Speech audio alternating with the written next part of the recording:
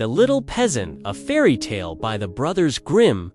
There was a certain village wherein no one lived but really rich peasants, and just one poor one whom they called the Little Peasant. He had not even so much as a cow, and still less money to buy one, and yet he and his wife did so wish to have one. One day he said to her, "Hark you, I have a good thought. There is our gossip, the carpenter. He shall make us a wooden calf and paint it brown, so that it look like any other, and in time it will certainly get big and be a cow." The woman also liked the idea, and their gossip the carpenter cut and planed the calf and painted it as it ought to be, and made it with its head hanging down as if it were eating. Next morning, when the cows were being driven out, the Little Peasant called the cowherd and said, "Look, I have a little calf there, but it is still small and has still to be carried." The cowherd said, "All right," and took it in his arms and carried it to the pasture and set it among the grass.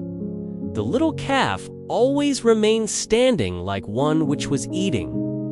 And the cowherd said, "It will soon run alone. Just look how it eats already."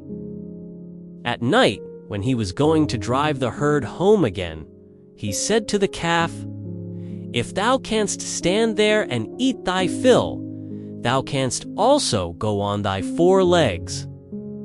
I don't care to drag thee home again in my arms." But the Little Peasant stood at his door and waited for his little calf. And when the cowherd drove the cows through the village, and the calf was missing, he inquired where it was. The cowherd answered, "It is still standing out there eating. It would not stop and come with us." But the Little Peasant said, "Ooh, but I must have my beast back again." Then they went back to the meadow together, but someone had stolen the calf, and it was gone. The cowherd said, "It must have run away." The peasant, however, said, "Don't tell me that," and led the cowherd before the mayor, who, for his carelessness, condemned him to give the peasant a cow for the calf which had run away. And now the Little Peasant and his wife had the cow for which they had so long wished. And they were heartily glad, but they had no food for it and could give it nothing to eat, so it soon had to be killed. They salted the flesh, and the peasant went into the town and wanted to sell the skin there so that he might buy a new calf with the proceeds. On the way, he passed by a mill, and there sat a raven with broken wings, and out of pity he took him and wrapped him in the skin. As, however, the weather grew so bad, and there was a storm of rain and wind, he could go no farther, and turned back to the mill and begged for shelter. The miller's wife was alone in the house, and said to the peasant, "Lay thyself on the straw there," and gave him a slice of bread with cheese on it. The peasant ate it and lay down with his skin beside him. And the woman thought, "He is tired and has gone to sleep." In the meantime came the parson. The miller's wife received him well, and said, "My husband is out, so we will have a feast." The peasant listened. And when he heard about feasting, he was vexed that he had been forced to make shift with a slice of bread with cheese on it. Then the woman served up 4 different things: roast meat, salad, cakes, and wine. Just as they were about to sit down and eat, there was a knocking outside. The woman said, "Oh heavens, it is my husband." She quickly hid the roast meat inside the tiled stove, the wine under the pillow, the salad on the bed, the cakes under it, and the parson in the cupboard in the entrance. Then she opened the door for her husband and said, "Thank heaven, thou art back again. There is such a storm, it looks as if the world were coming to an end." The miller saw the peasant lying on the straw and asked, "What is that fellow doing there?" "Ah," said the wife, "the poor knave came in the storm and rain and begged for shelter. So I gave him a bit of bread and cheese and showed him where the straw was." The man said, "I have no objection, but be quick and get me something to eat." The woman said, "But I have nothing but bread and cheese. I am contented with anything."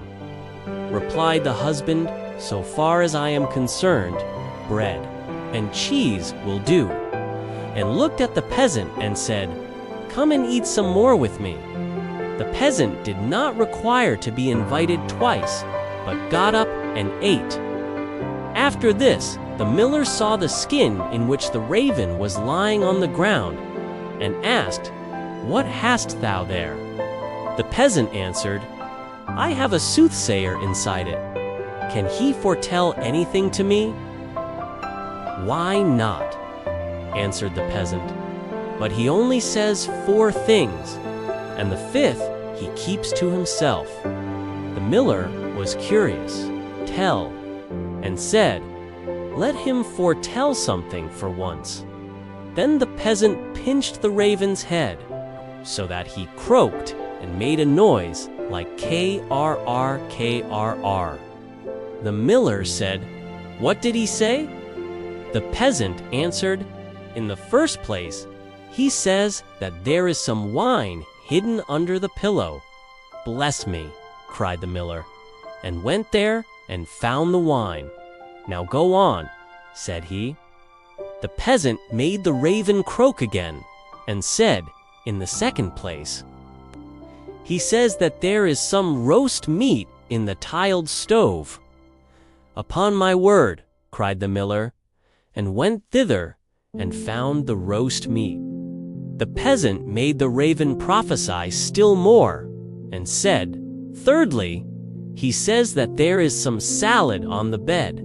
"That would be a fine thing," cried the miller, and went there and found the salad. At last the peasant pinched the raven once more till he croaked, and said, "Fourthly, he says that there are some cakes under the bed." "That would be a fine thing," cried the miller, and looked there and found the cakes. And now the two sat down to the table together.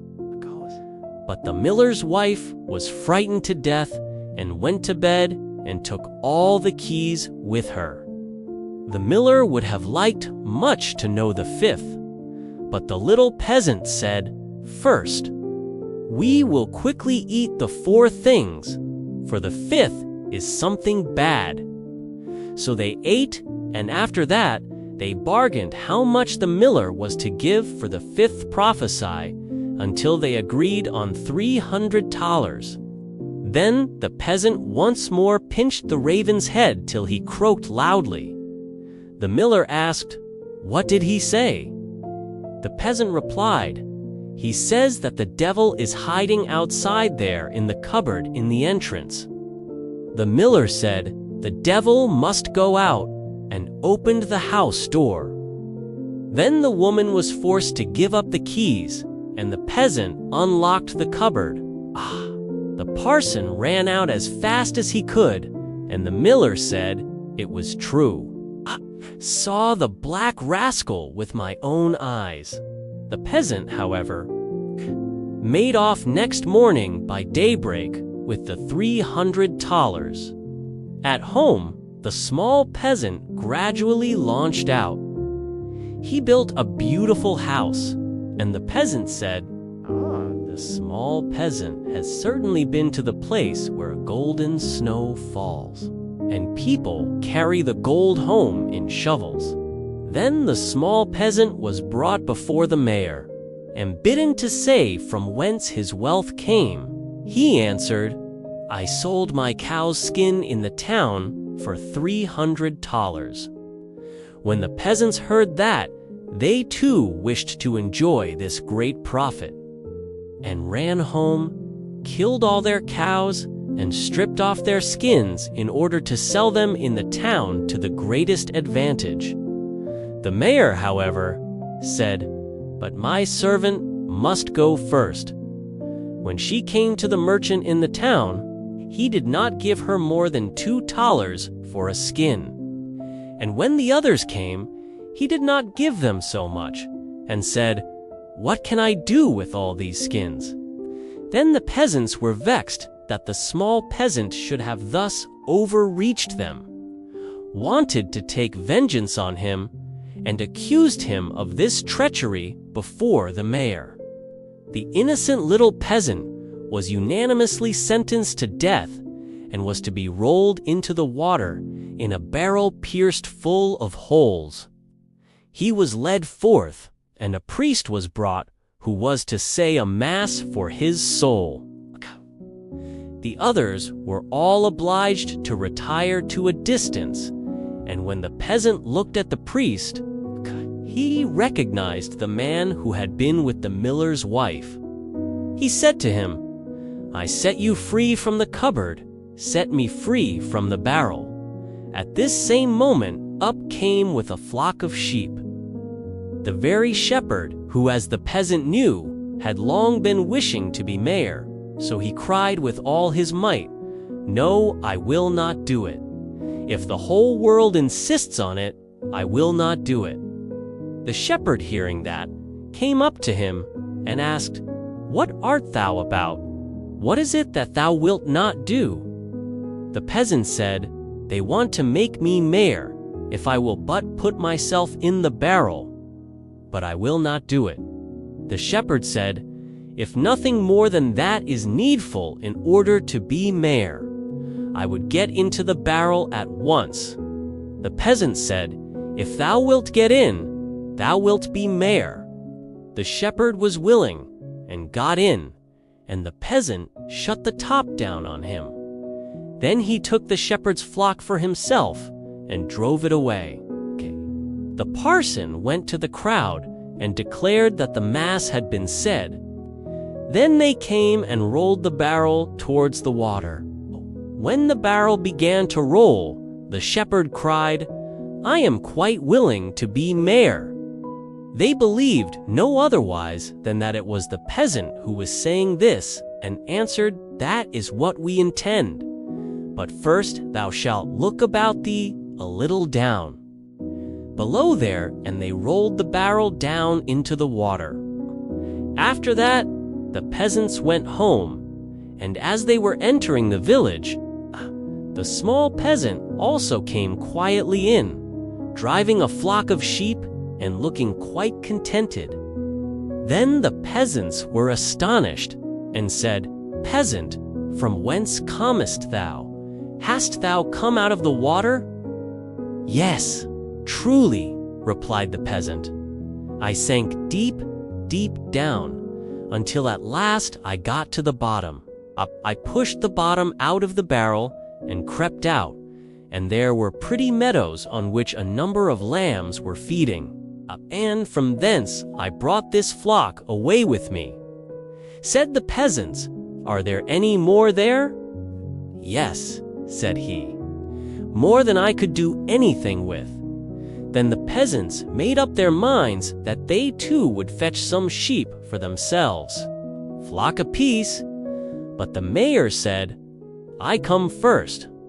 So they went to the water together, and just then there were some of the small fleecy clouds in the blue sky, which are called little lambs, and they were reflected in the water, whereupon the peasants cried, "We already see the sheep down below." The mayor pressed forward and said, "I will go down first and look about me, and if things promise, well, I'll call you." So he jumped in, splash, went the water. He made a sound as if he were calling them, and the whole crowd plunged in after him as one man. Then the entire village was dead, and the small peasant, as sole heir, became a rich man.